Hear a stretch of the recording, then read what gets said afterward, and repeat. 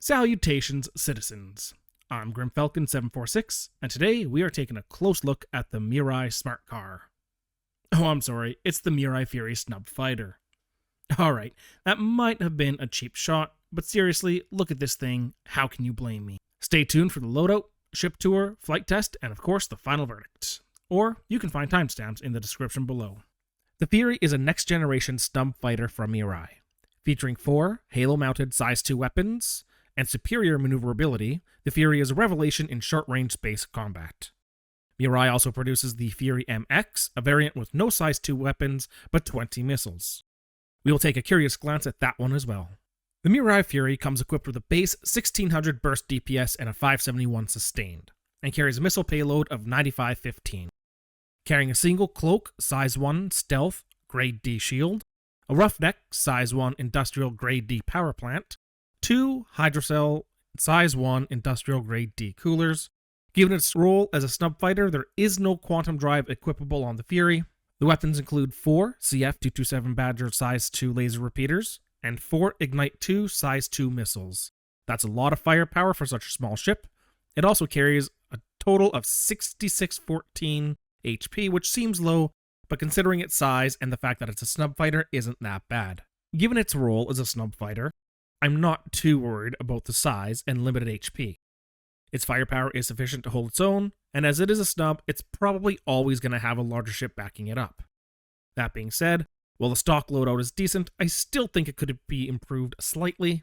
As I've mentioned before, for smaller ships I do prefer burst DPS over sustained, especially in the case of a ship that is light and fast, so I would suggest swapping out the Badger laser repeaters for the 4 Dominance 2 laser scatterguns. This will bring your burst DPS from 1600 to 1813, a decent upgrade. It will also increase your sustained DPS from 571 to 604. But the big increase comes in the alpha damage, bringing it from 160 all the way up to 1280.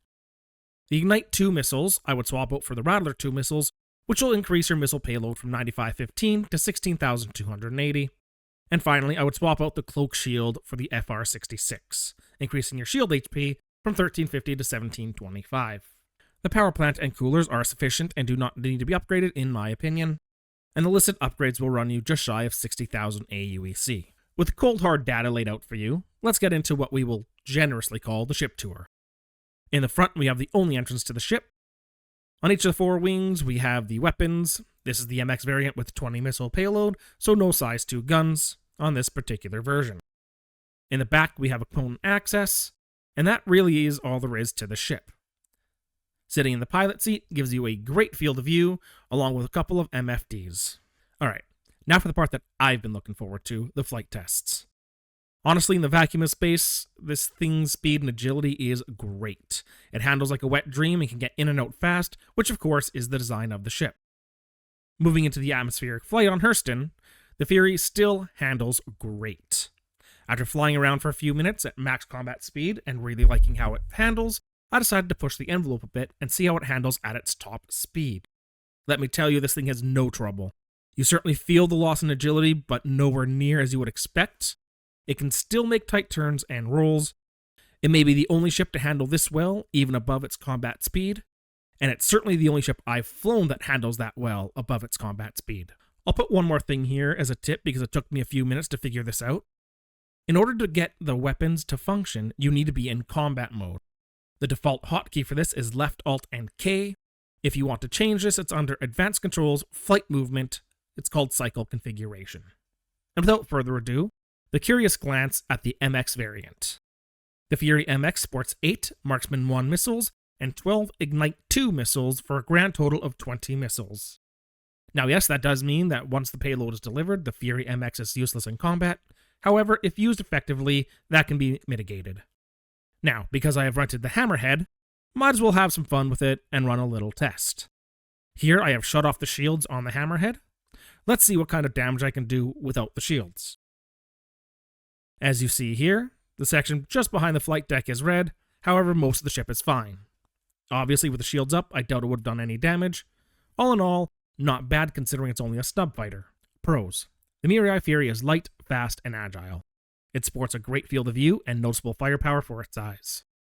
Cons. As a snub fighter, it has no quantum drive and limited HP. I would also not mind 1 or 2 MFDs, and I think that could be worked in with very little reduction to the field of view. That being said, this is a personal preference. Thank you for watching my review on the Mirai Fury Snub Fighter. If you have any questions or comments about the ship, leave them in the comments below, and let me know what ships you would like to see reviewed and what other videos you may want to see. And as always, until next time, keep flying, stay safe, and don't do anything I wouldn't do.